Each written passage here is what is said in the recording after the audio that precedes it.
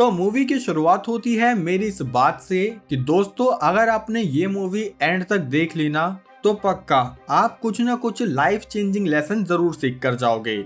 तो चलो अब इसी के साथ मूवी की शुरुआत होती है डक से, जो कि अभी तो सिर्फ एक होटल एम्प्लॉय था, लेकिन जल्दी ही वो अपना भी एक होटल बनाना चाहता था, जिसके लिए ही वो हमेशा से होटल गेस्ट के लिए सारे काम करता।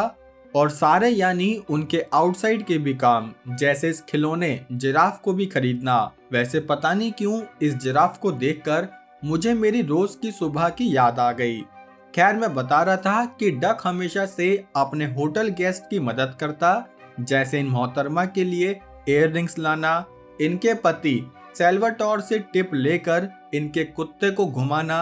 हालांकि वो खुद नहीं घुमाता, बल्कि उसी टिप को दूसरे एम्प्लॉयज को देकर वो होटल गेस्ट का काम करवा देता था।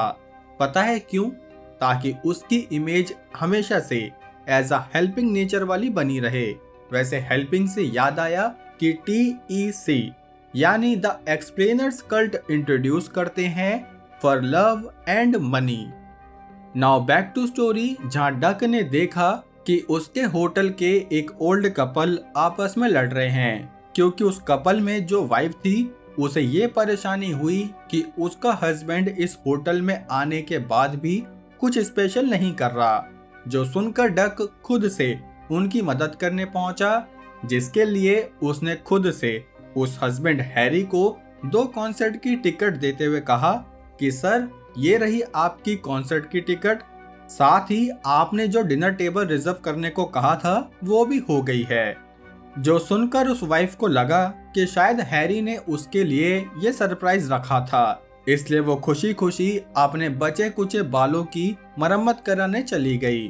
तब ये देखकर हैरी ने खुश होते हुए डक को कुछ टिप देनी चाहिए, लेकिन तब डक ने उसे मना कर दिया कि नहीं सर, मुझे अपने सारे कामों के लिए टिप्स की जरूरत नहीं होती।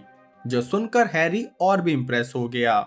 जिसके बाद डक की मुलाकात अपने एक दोस्त गैरी से हुई, जो कि इस होटल में एक रूम लेकर अपना सपना पूरा करने आया था। वैसे इसे देखकर आप समझ गए होंगे कि कौन से सपने की बात कर रहा हूँ, है ना? तो बस अब डक ने अपनी जॉब का रिस्क लेकर गैरी को एक कमरा दे ही दिया, क्योंकि गैरी भी उसके लिए कुछ बड़ा करने वाला था, जो हमें आगे पता चलेगा। इसलिए जब तक गैरी कुछ बड़ा करता है तब तक हम यानी डक भैया मिलने पहुंचे अपनी क्रश एंडी से, जो कि इस परफ्यूम की दुकान पर काम करती थी। तब डक ने एंडी की मदद करते हुए इन आंटी को एक परफ्यूम बेच दिया, जो देखकर एंडी इम्प्रेस हुई। जिस पर डक ने एक अच्छी लाइन कही कि अगर आपको किसी को कुछ बेचना है तो उसके सामने सिर्फ वही लाइंस कहो जो वो सुनना चाहता हो। जो कहते हुए उसने एंडी से डिनर के लिए भी पूछ लिया, लेकिन एंडी ने उसे मना कर दिया कि नहीं, आई हैव अ बॉयफ्रेंड। जो सुनकर डक का मूड खराब हुआ, इसलिए वह वापस गैरी के पास पहुंचा, जो कि अपना सपना पूरा करके काफी खुश था। तब डक ने उससे पूछा भी कि भाई मेरा काम कब तक होगा, जिस पर गैरी बोला कि मिस्टर हैनओवर कल आने वाले हैं। जो सुनकर डक खुशी खुशी अपने घर पहुंचा, जहाँ वो इस होटल के मॉडल को साइड में रखकर सोने के लिए लेट गया। अब अगले दिन जब वो होटल में पहुंचा तो उसे खबर मिली कि उसका दोस्त गैरी एक मिलियनर यानी हैनओवर को इस होटल में ले आया है। इसलिए डक ने जाकर सीधे हैनओवर से बात करी कि असल में मैं एक प्राइम लोकेशन पर होटल खोलना चाहता हूँ, जिसके लिए मैंने पिछले साल से एक एक पैसा करके $40,000 इकट्ठा तो कर लिए, लेकिन अभी मुझे $3 मिलियन की इन्वेस्टमेंट और चाहिए, ताकि मैं अगले महीने तक उस लोकेशन को खरीद सकूं, वरना मुझे वो $40,000 भी वापस नहीं मिलेंगे। तब ये सुनकर हैनओवर बोला कि मैं इंटरेस्टेड तो हूँ, लेकिन अभी तुम जाकर गेट खोलो, क्योंकि गेट पर कोई आया है। तब ये सुनकर जैसे ही डग ने गेट खोला तो देखा कि ये तो एंडी है, जो कि असल में हैनओवर की गर्लफ्रेंड भी है। तब ये देखकर डक का दिल टूट गया, जिसकी वजह से जब बूढ़े अंकल हैरी ने उससे कुछ सवाल भी पूछा, तब भी डक उन्हें ठीक से आंसर नहीं कर पाया, जिससे हैरी समझ गया कि जरूर डक किसी बात से परेशान है, पर फिर भी उसने हैनोवर के चेकआउट के टाइम काफी अच्छे से बिहेव किया। जिसके बाद वो जैसे ही रूम को क्लियर करने पहुंचा तो वहां एंडी डॉग कुछ ढूंढ रही थी, जिससे डक को घंटा फर्क नहीं पड़ा क्योंकि अभी वो काफी हर्ट था। तब एंडी भी कहने लगी कि वैसा कुछ नहीं है जैसा तुम सोच रहे हो, जिस पर डक ने कह दिया कि हाँ मुझे पता है कि तुम एक शादीशुदा मर्द के साथ अफेयर चला रही हो, जो सुनकर एंडी को बिल्कुल अच्छा नहीं लगा, जबकि कहा तो डक ने बिल्कुल सच ही था। वैसे दोस्तों, अगर आपके पास ऐसे दोस्त या गर्लफ्रेंड वगैरह हो ना तो अपने काम से काम रखना स्टार्ट कर दो। खैर, अब अगले दिन डक जब अपने काम से काम रख ही रहा था तो तभी यहाँ इनकम टैक्स डिपार्टमेंट से एक ऑफिसर ऐड आया, जिसने डक को नोटिस दिया कि हमें लैंड डिपार्टमेंट से पता चला है कि आपने एक प्रॉपर्टी खरीदने के लिए $40,000 इन्वेस्ट किए हैं, तो अब आप कुछ डॉक्यूमेंट तैयार कर लीजिए जिससे हमें पता चले कि आपके पास $40,000 कहां से आए। तब ये सुनकर डक टेंशन में वापस घर जाने लगा, जहां बीच रास्ते में उसे एक रेस्टोरेंट में हैनोवर और एंडी साथ में दिखे, जिन्हें देखकर ऑफ कोर्स उसकी काफी जल गई। लेकिन अभी उसे इस इनकम टैक्स की प्रॉब्लम को सॉल्व करना था, इसलिए वो अगले दिन हैनोवर से मिला, जिससे उसने एक लॉयर की मांग करी। तब हैनोवर ने भी उसे अपना एक लॉयर देते हुए कहा कि क्या तुम आज मेरी जगह एंडी के बारे में जा सकते हो, क्योंकि मुझे कुछ काम है, तो तुम उसे मेरी तरफ से सॉरी कह देना। जो सुनकर डक एंडी के शो में गया तो वहां वो 4 लाइन गाकर साइड में बैठ गई, जैसे कि वो डक से बात ही ना करना चाहती हो। लेकिन डक को तो मैसेज देना था कि हैनोवर नहीं आ पाए क्योंकि एंड टाइम पर उनके दस्त लग गए, इसलिए वो अपने बंगलों में चले गए हैं।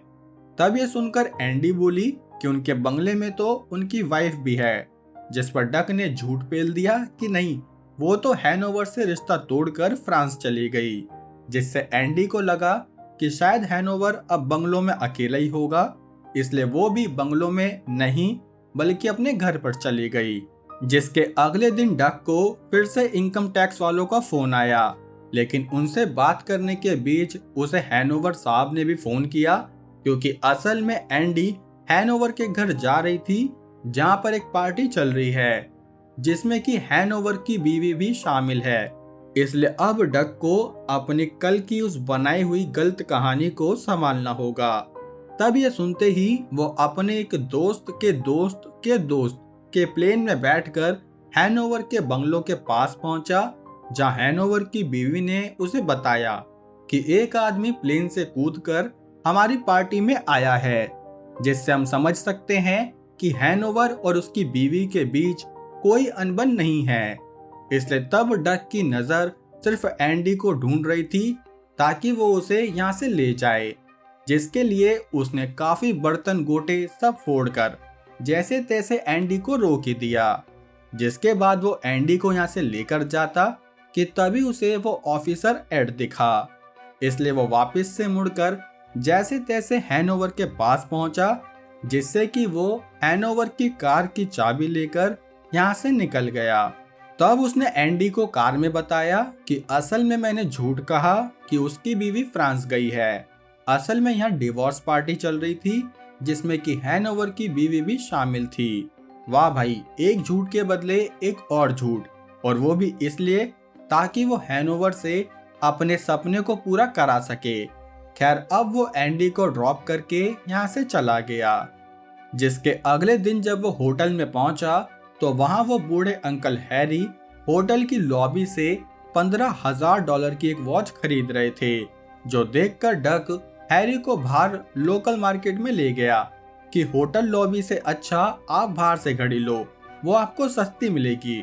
जो कि हुआ भी, क्योंकि होटल में जो घड़ी 15,000 की थी वही घड़ी हैरी को 9,000 में मिल गई, जो देखकर वो बहुत खुश हुआ। हालांकि उस 9,000 में डक का भी $1,000 का कमीशन था।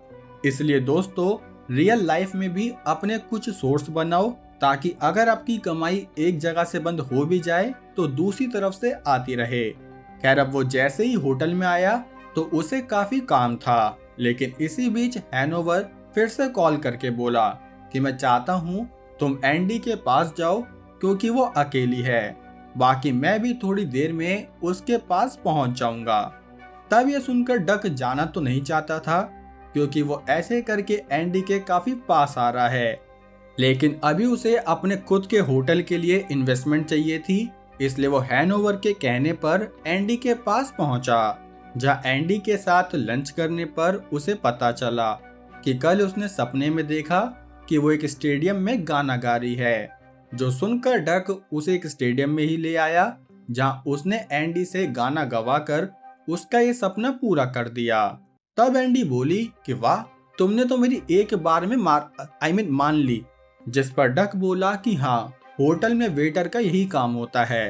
खैर अब उसने एंडी के साथ घूमते घूमते उसे बताया कि असल में वो हैनोवर से अपने होटल के लिए एक डील साइन कराना चाहता है, इसलिए अभी वो हैनोवर के कहने के हिसाब से सब कुछ कर रहा है। तब ये बातें करते करते ये एक रेस्टोरेंट के बाहर पहुंचे जहां कुछ ही देर में हैनोवर भी आने वाला था, इसलिए तब डक एंडी को छोड़कर यहाँ से जाने लगा। जिस बीच उसने देखा कि हैनोवर तो किसी तीसरी महिला के साथ व्यस्त है, जो देखकर वो वापस एंडी के पास पहुंचा, जहां वो बोला कि शायद हैनोवर लेट हो जाएंगे, इसलिए तब तक मैं आपके साथ ही रहता हूँ। जो कहकर ये दोनों एक साथ डिनर करने लगे। जिस बीच यहाँ वो बूढ़े अंकल हैरी भी पहुंचे, जिन्होंने बताया कि आज उनकी 25वीं सालगिरह है। जो सुनकर डक ने हैरी को एंडी के साथ डांस करने के लिए कहा ताकि ये देखकर हैरी की बीवी की यादें ताज़ा हो जाएं। जिसके बाद उसने हैरी और उसकी बीवी के लिए एक सॉन्ग भी प्ले कराया क्योंकि जैसे मैंने बताया कि आज उनकी एनिवर्सरी है। तब ये देखकर हैरी काफी खुश हुआ कि कैसे कोई अनजान इंसान उसकी खुशी का इतना ध्यान रख रहा है।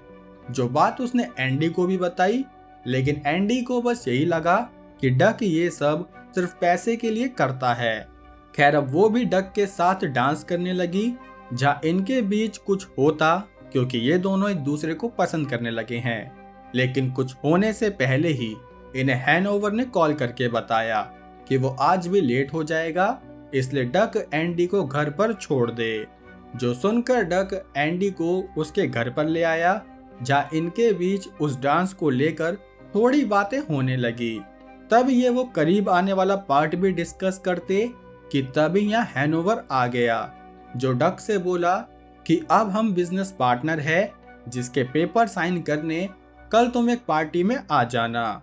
तब ये सुनकर डक यहाँ से जाने लगा, जहाँ जाते जाते उसने सुना कि हैनोवर ने एंडी से कहा कि मैंने अपनी बीवी को डिवोर्स दे दिया। जो सुनकर डक की बची कुची जो आशा थी भी वो निराशा में बदल गई। खैर अब अगले दिन यहाँ एक पार्टी शुरू हुई जिसमें डक की मुलाकात हैनोवर से हो गई, जहाँ उसने डक को पेपर देते हुए कहा कि उस होटल को मैंने अपने नाम पर खरीद लिया है क्योंकि वरना तुम्हारे नाम पर लेने से इनकम टैक्स वाले तुम्हारे पीछे पड़ जाते और फिर वहाँ काफी टाइम तक कंस्ट्रक्शन नहीं हो पाता। तब ये सुनकर पहले तो डक खुश हुआ, जहाँ उसने पूछा भी कि तुमने अपनी बीवी को डिवोर्स देते हुए क्या कहा, जिस पर हैनोवर बोला कि मैंने तो कोई डिवोर्स ही नहीं दिया और ना ही दूंगा भाई, मुझे तो बस टाइम टू टाइम एंडी की खुराक चाहिए होती है। तब ये सुनकर डक को काफी बुरा लगा। जिस बीच यहाँ एंडी भी आई, जो बोली कि आज वो हैनोवर के साथ इटली जाने वाली है। जो सुनकर हैनोवर उसे अपने साथ यहाँ से ले गया, लेकिन जब एंडी कार में हैनोवर का इंतजार करने लगी तो उसने देखा कि हैनोवर तो उस इनकम टैक्स ऑफिसर एड के साथ ही कुछ बातचीत कर रहा है, जो देखकर उसे शक भी हुआ, पर हैनोवर ने उसे इसके बारे में कुछ नहीं बताया। दूसरी तरफ डक, जिसे एंडी के लिए काफी बुरा लग रहा था, इसलिए वो तभी के तभी उस ऑफर लेटर को फाड़कर एंडी को रोकने भागा, लेकिन तब तक एंडी हैनोवर के साथ इटली के लिए निकल गई। जो देखकर डक सबसे पहले उस मूवी की शुरुआत वाले सेल्वाटोर के पास गया, क्योंकि सेल्वाटोर के काफी सारे कूड़े के ट्रक थे, जिससे कि वो आगे का रास्ता ब्लॉक कर सकता था। और ये सेल्वाटोर ने इसलिए किया क्योंकि डक ने पहले ही उसकी काफी मदद की थी चाहे वो सर्विसेज में कहो या एक गुड रिलेशन में। खैर अब इतने ट्रैफिक को देखकर डक एक घोड़े से एंडी को रोकने पहुंचा, जहां अचानक से एंडी को भी याद आया कि असल में वो हैनोवर का दोस्त इनकम टैक्स का एडी था। तब हैनोवर बोला कि हाँ वो मेरा दोस्त है जिसकी मैं मदद लेता रहता हूँ ताकि बाकियों से ज्यादा मुझे प्रॉफिट हो। जो सुनकर एंडी समझ गई कि हैनोवर डक के ड्रीम प्रोजेक्ट को अपने नाम से खोलना चाहता है। तब उसे काफी बुरा लगा, इसलिए वो ये बात डक को बताने के लिए हैनोवर को छोड़कर यहाँ से जाने लगी। जिस बीच डक भी यहाँ पहुंच गया, जिसने एंडी को हैनोवर की बीवी वाली बात बता दी कि असल में उसने कोई डिवोर्स वगैरह नहीं दिया। जिसके बदले में एंडी ने भी डक को हैनोवर के धोखे के बारे में बता दिया।